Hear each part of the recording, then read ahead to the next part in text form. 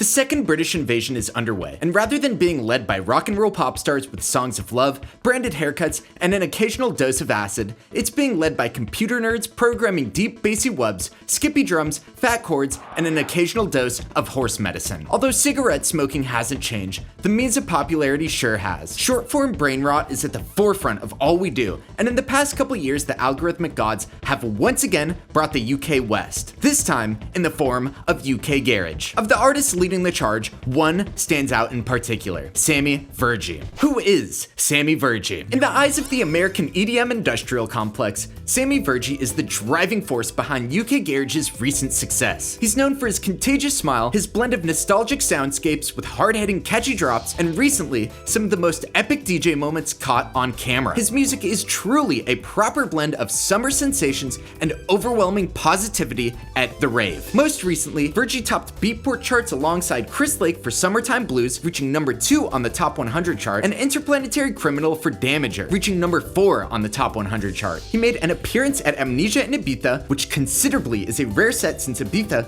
doesn't typically feature UKG, sold out Shrine in Los Angeles, rocked a packed out Denver Boiler Room, and took to the main stage of EDC Thailand with Chris Lake. Upcoming, you can catch Sammy Virji playing massive festivals like Coachella, Lightning in a Bottle, and Movement Detroit. But how did Sammy Virji get here? Sammy Virji was born on September 30th, 1996 in London and raised in Whitney. His father, Faiyaz Virji, was a prominent trombone player performing on records for Tina Turner, Chaka Khan, Ray Charles, and Lauryn Hill. Although immersed in music, Sammy's father didn't force him into the craft. In fact, his father's shocking advice was don't be a musician. These sentiments did not stop Sammy. Scouring his father's record collection, he became infatuated by soul and disco. Hearing his father perform jazz and Latin music, Brazilian chords and rhythms deeply resonated with him. Music flowed all around, and Sammy became obsessed. On his own volition, he picked up piano and guitar and began writing music. Sammy remarks, I never had lessons. If I wanted to learn a tune, I'd go and listen to the tune and then work it out. And then I'd also make my own stuff up, obviously it was dead because I was 6, but... How did Sammy Virji arrive at electronic music? Working his way through grade school, Sammy arrived at grade 6. If you're Gen Z, you know this is the age where we find dubstep. However, what Americans might not realize is that our infatuation with Skrillex led us away from classic dubstep sounds. Where Gen Z Americans were listening to sounds related to brostep and EDM headbanger culture, Gen Z Englanders were listening to the original, deeper sounds in dubstep. If you're interested in this topic, I suggest you watch Timba on Toast video, All My Homies Hate Skrillex. Anyways, Virji went about like any normal kid in grade 6 would. One day, a friend presented him with a CD. Quote, "My mate Jamie handed me a CD from Rinse, the 6th one, Plastician." This moment would forever change Sammy's life. Rinse FM is a prolific London-based radio station presenting its community with eclectic sounds across electronic music. In the early 2000s, Rinse FM began illegally playing dubstep across the airwaves. No,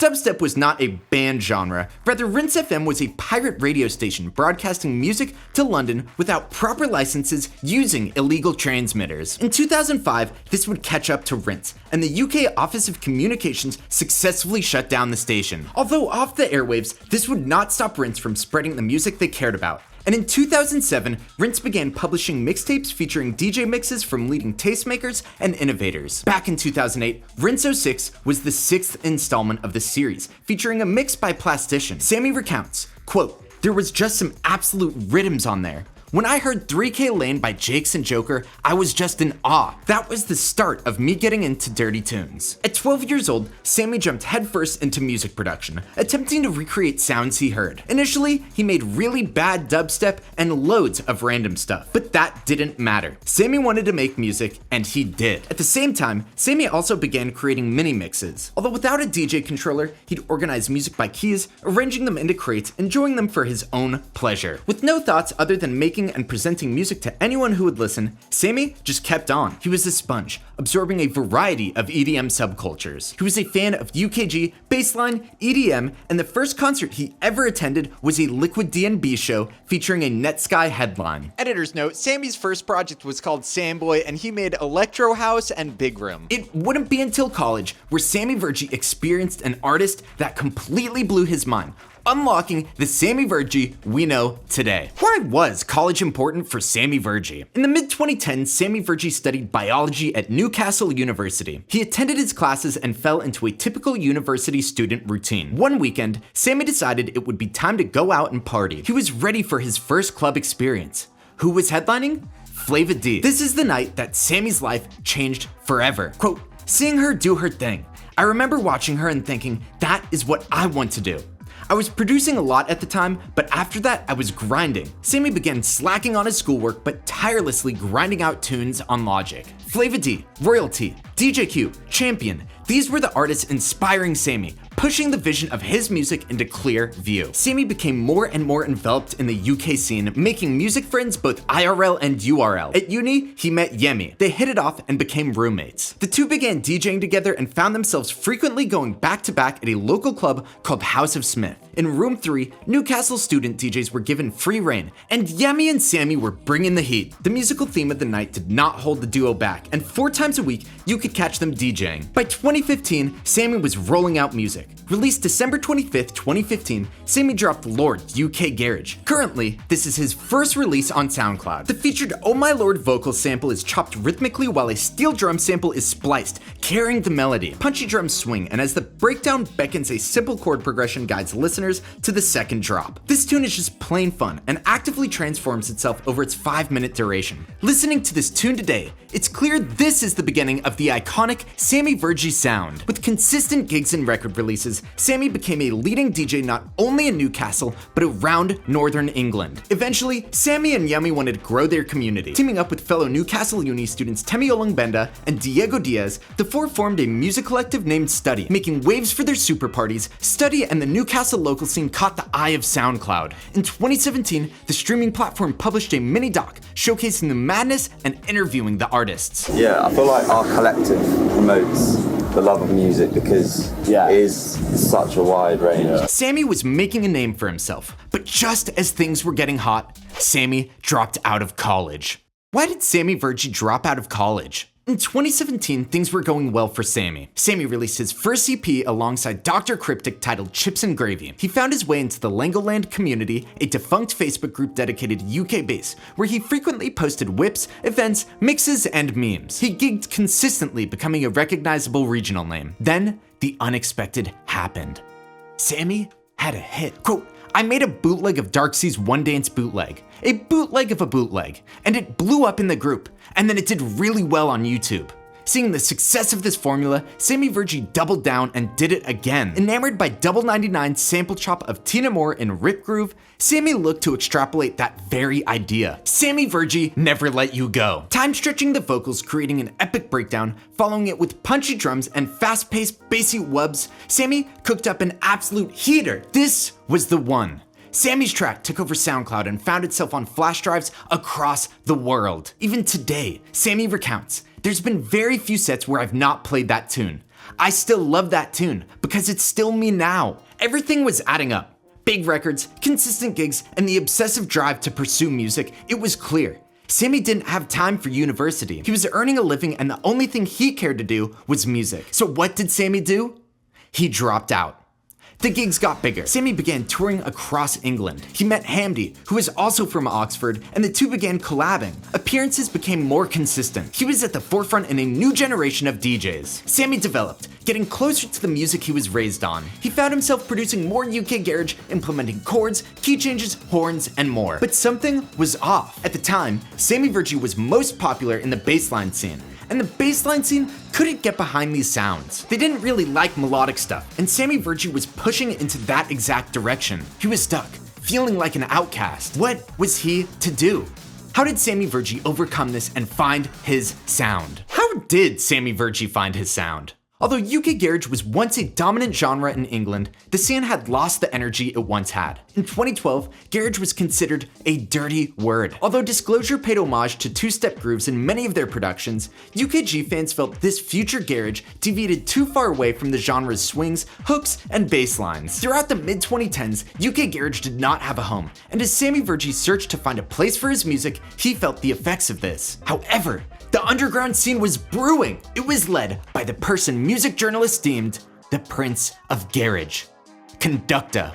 Conducta is attributed with the revitalization of UK garage and the start of new KG. In 2018, Conducta kickstarted a party named Club Kiwi. His mission was to create a fresh, buzzing UK garage scene, which he felt was lacking. His party was a massive success. He followed up releasing the Kiwi Manifesto, a 1-hour mix featuring producers he believed were pushing the sound of UKG forward. Topping it all off, Conducta announced the launch of Kiwi Records, a label and community dedicated to pushing and presenting new KG. Quote, music should always be about community. DJing should never be about the DJ. It should only be about the music. Conducta and Kiwi Records created a home and community for producers who felt stuck, just like Sammy Virji. Sammy quickly tapped in. He performed at Kiwi Hush, a collab event between Keep Hush and Kiwi Records. He released Get Up on Ripe and Ready, a Kiwi Records sampler, and dropped his first single on Kiwi, Shapes. Oh Will. Things were picking up, and before Sammy knew it, he had a manager. I didn't look for a manager. I was actually pretty like, oh, I can do this on my own. I'm enjoying making music and uploading it to SoundCloud, getting some bookings. Jasmine added me on Facebook and basically said, you're hopeless, you don't know anything about the music industry, you need someone to direct, which was true, it was true. And so like, that was it, basically. Conducta introduced more artists to the label, releasing music from the likes of Oppidan, Hamdi, Notion, Shift Key, and many more. The artists began collabing with each other. Hamdi and Sammy released the VIP for Show Me, Sammy and Conducta released Whip It, Sharda and Oppidan remixed Shapes. In joining the Kiwi community, Sammy unapologetically created and presented his take on UKG. He implemented the chords and melodies he wanted, creating musical movements similar to the tunes he was raised on. He had found a home for his key changes and instrumentation. Energized, Virjii was in the studio grinding, and on May 8th, 2020, Sammy Virji self-released his first album, Spice Up My Life. Mixmag's Seb Wheeler describes Virji and his album sound the best. Quote, Sammy Virji's music makes you feel like you're a teenager all over again. His tracks encapsulate the wave every young person gets on during the long, hot summer months, as well as the shenanigans of every not-so-young person determined to keep their fire burning way past the salad days of their youth. Consistently self-releasing, Virji kept at it, collabing with other artists. Notable releases include Alright, featuring his sister Lucy Virji, Dagada released on his Will Be Alright EP, Get Dumb with MPH, Never with Holy Goof, and No Other, featuring the Raga Twins. Releasing Truth with Flava D, he had a full circle moment with the artist that spurred his passion in the first place. And he had a full circle moment with his father, releasing 5 Star featuring Fayaz Virji on trombone. The releases only got bigger. Piri and Tomi invited Sammy to remix On and On, he collabed with Salute on Peach, and got approval from Floatin' to officially release his remix of Shellaverse. Sammy Virji was heating up and getting hot, and at any moment, he was bound to blow up. So what happened? How did Sammy Virji blow up? August 18th, 2023. DJ Mag uploads a set from the one and only Sammy Virji. Titled Sammy Virji's Energetic UKG and Bassline Set from DJ Mag HQ, this set featured an hour of Sammy Virji's energy, music, and passion. Performing to an intimate crowd, it's a direct culmination of all the hard work he had put in over the course of his career. Nearly every transition in the set is an epic moment. Sammy's care, craft, and excitement of the music is felt by everyone in the room. It was clearly a blast. Shortly after it was uploaded to YouTube, swarms of viewers began uploading clips to TikTok. If you were involved in EDM talk, rave talk, or at any point interacted with electronic music on the app, chances are you saw these clips. Sammy jumped in to guide the madness. First uploading a clip of his Hamdi Counting remix, then his dub of Unknown T, and the moment Floatin' pulled up to perform Shellaverse. Viral moment after viral moment, uploaded from Virji's account and fan accounts, and in the blink of an eye, UK Garage was at the forefront of electronic music across the globe. These short-form clips signaled the exact moment Sammy Virji went international. Everyone wanted a piece. Virji followed up by releasing his tune If You Need It. Millions of listeners flooded in, streaming the tune, pushing the record to become his most popular. By 2024, Virji became one of the most sought-after artists in EDM. From Tokyo to Canada to the States, back to Europe, back to the States, to Ibiza, he was everywhere. Along with Sammy's international travels came international collaborations. And while in Los Angeles, Sammy linked up with Chris Lake, creating Summertime Blues. Upon its release, it became contender for Song of the Summer. Sammy wasn't done yet. Boiler Room. Virji demolishes thousands in one of the most epic sets filmed in 2024. The same excitement felt by the intimate crowd at DJ Mag is shared with thousands in Denver and beyond. Tune after tune, the crowd jumps and the camera bounces. With each buildup, Sammy cracks a slight grin. Upon the drop, madness. Sammy breaks out in joy, and the iconic Sammy Virji smile is on full display. It's a high-energy showcase of the man leading the charge in America's newfound love for UKG. When asked about his recent USA tours and his DJ Mag spotlight, Virji comments, quote, "I was surprised with how much they know of the UK garage culture. It's easy to be into someone because they're bubbling up, but for them to know old school tunes and producers like Bakey and Mainphase, it was really cool to see." So why should you care about Sammy Virji? Sammy Virji is one of the leaders defining a new era for UK garage. He's the DJ that doesn't stop smiling, bringing high-energy vibers to the masses. He's a DJ that represents staying true to his music, producing with pure creative intention. Even while feeling out of place in the bassline community, Sammy Virji pushed on, unapologetically creating the music he wanted. Eventually finding community with Kiwi Records, Sammy Virji attributes UK Garage's current momentum to Conducta and his legendary label. On the topic of Kiwi Records shutting down, quote, "It was the thing that allowed me to go and be a bit more expressive, go down my musical route. It's really sad to see it go, but it completed its mission." Exposing the masses to UKG through his viral DJ Mag set, Sammy Virji brought underground sounds across the world, spurring cultural moments. He's making the best music he can, topping charts in the process. He's a happy-go-lucky presence, collabing with the likes of Conducta, Oppidan, Interplanetary Criminal, Chris Lake, and more. He's aided in defining a new culture for a once neglected genre, and wherever Sammy Virji goes next, I'm sure there will be great moments to follow. So, who is Sammy Virji?